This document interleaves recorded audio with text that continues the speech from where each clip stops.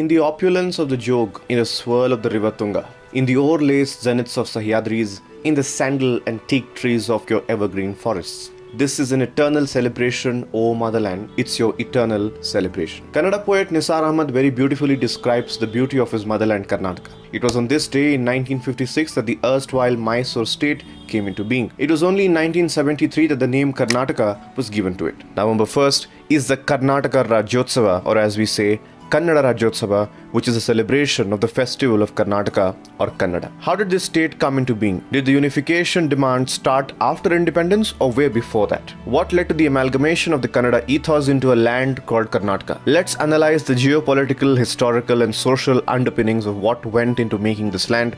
It would be a humble request from News Hamster to all those who are new to Karnataka or are not from Karnataka to watch this entire video to know about the land that they live in and how it came into being. Stay tuned with us until the video ends.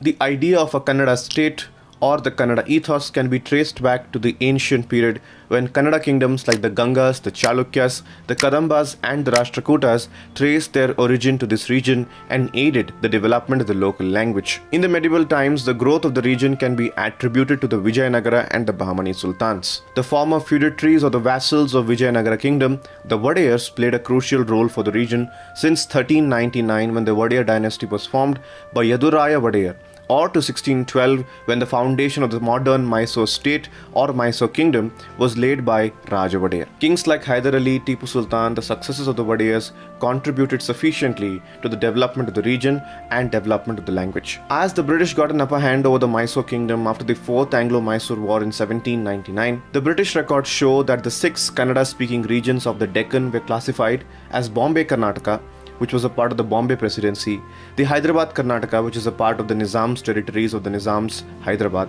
Madras Karnataka, which was a part of the Madras Presidency, the region of Coorg, the Mysore state itself, and the miscellaneous princely states like that of Mudhol, Jamakhandi and Savanur. Nearly 2/3 of what is today's Karnataka fell outside the bounds of the kingdom of Mysore. British officers began setting up schools in the British India and those territories which fell in the Bombay Presidency or the Maratha kingdom. They believed that these schools will naturally lean towards Marathi as the medium of instruction, only to find to their surprise that in certain districts like Dharwad, Belgaum and Bijapur, it was not Marathi but Kannada that was the lingua franca. Dharwad became a center of some sort of a linguistic rebellion with the founding of the Karnataka Vidya Vardhaka Sangha by eminent educationist R.H. Deshpande in 1890. He was supported by renowned writer, journalist and historian Alur Venkatrao, who is also fondly called as Kannada Kula Purohit. With Karnataka Vidyavardhaka Sangha, there emerged organizations like the Kannada Sahitya Parishat in Bengaluru, Karnataka Sangha in Shivamogga and Karnataka Samiti in Kasarkod. With these organizations emerged leaders like Siddhappa Kambli,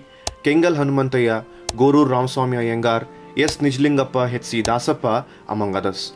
From writers to journalists, the demand touched upon the political leaders and of course the common folks that a unified Karnataka has to be formed. The political leaders were able to reach this message to the Indian National Congress in the year 1923. So to understand this scenario, the next session of the Indian National Congress was held in Belgaum in Karnataka, which was the first ever session where Gandhi becomes the president of the Congress. To press forward this demand, the leaders of the day sang this song in the session.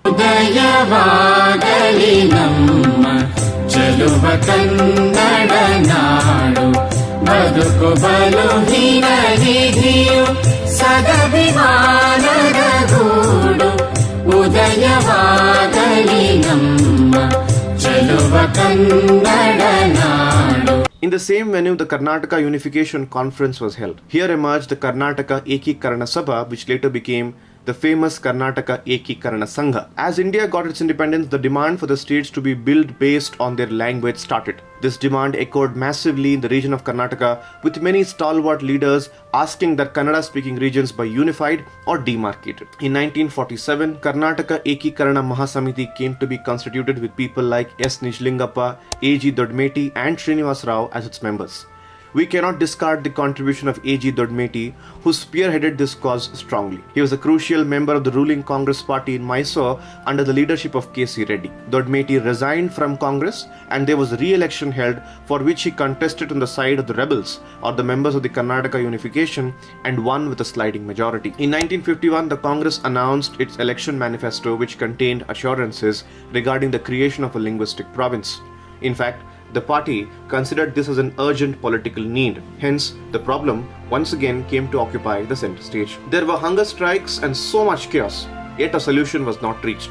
Situation in different places reached violence where leaders were attacked, cars were burnt, and lathi charge open fire was a common thing. Yet, the demand for Karnataka remained strong. Government arrested many people due to violent activities, and one man stood for them legally and represented each of them in the courts of law. It was S.R. Bommai, the father of our current Chief Minister Basavaraj Bommai, who was a legal luminary from Karnataka and one of the key leaders of the Karnataka politics. Mr. Bommai was successful in getting them out of jails as well. It was now that leaders like S. Nijalingappa jumped into the movement. It was a shock when the then CM Kengal Hanumantayya expressed his inclination towards the movement and said in the assembly that the unification was necessary. The political condition was such that Kengal Hanumantayya was told if that there will be a unification, the region of North Karnataka will hold more prominence and Kengal Hanumantayya will lose his chair as a chief minister. But he said for him the demand of the people mattered, not the chair. It was in 1953 that Andhra Pradesh came to be formed with the protests of Potti Sriramulu, the hunger strike, and Bellary as a region acceded to Karnataka, which was a major victory for the unification movement and the state. In 1953, the Akhanda Karnataka Rajya Nirmana Parishad came to be constituted. Leaders like K.R. Karanth, J. Hegde, Channappa Valli, and others spearheaded this movement. The demand for a separate state became more stronger and louder than ever. In 1953 December, the centre appointed a high-powered committee called the States Reorganization Committee with members like Fazal Ali, K.M. Panikkar, H.N. Kunzru to suggest state boundaries and create states based on languages. Many in Mysore state raised their apprehensions about their state merging with the backward northern states, fearing it will set them back. Eventually, the report of the commission recommended the unification of all Kannada-speaking regions. Accordingly, the new state of Mysore came into being on November 1st, 1956, much to the desire of the Kannadigas. After 17 years, the state was renamed as Karnataka on November 1st, 1973 under the leadership of Chief Minister D. Devaraj Aras. While the former Chief Minister is credited with the renaming of Mysore state, according to historians, the usage of the word Karnataka was in vogue some 6 centuries ago. They say all of southern India was united under one banner called Karnataka at that time. They are arguing with empirical evidence that what is referred to as Vijayanagara Empire was actually called as Karnataka Samrajya, with Vijayanagara only being the capital. Though many regions that wanted to be a part of Karnataka could not be, for instance Kasargod, Madakashira, Rayadurga among others, we cannot discard the contribution of these stalwarts that led to the formation of Karnataka, or a state like Karnataka putting together its culture, tradition, language, people and formed one of the most progressive states of the day. Today is a very important celebration and here's us wishing all of you a very, very happy Kannada Rajyotsava. To make these videos, to make this kind of content, it takes a lot of effort that includes research, editing, writing, music. The only response we would be expecting from you is that you write good things about us in the comment section. That is, if you find this video interesting, like this video and share it with your friends as much as possible so that they understand how the state of Karnataka came into being, how many people contributed to it and what led it to become one of the most progressive states of the day. Thank you so much for watching. Stay tuned to News Hamster for more such content ahead.